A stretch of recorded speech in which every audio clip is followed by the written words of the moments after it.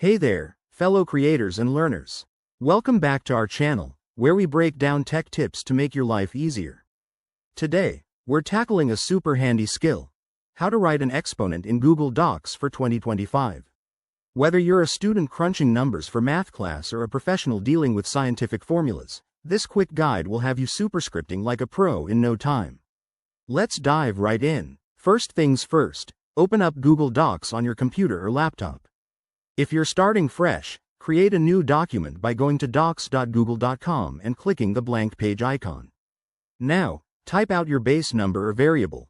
Let's say you want to write x squared, so type x2 for now. The key to making that 2 an exponent is using the superscript feature. There are a couple of ways to do this, and I'll walk you through the easiest ones. Method 1. Highlight the 2 by clicking and dragging over it.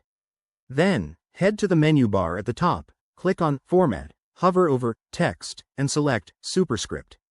Boom! Your 2 should now be raised and smaller, like a proper exponent. If you're all about shortcuts to save time, try this. With your cursor on the 2, press Ctrl+.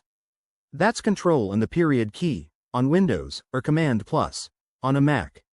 It's that simple. Your text will superscript instantly. For 2025, Google Docs has kept things consistent, but if you're on the latest update, you might notice smoother integrations with other Google tools. Now, what if you're working on a mobile device?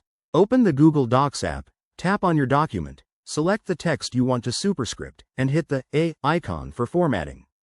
From there, look for the superscript option in the Text Styles menu. It's a bit different on mobile, but still straightforward. One quick tip: always double-check your exponents in Print Preview to ensure they look right, especially if you're sharing documents.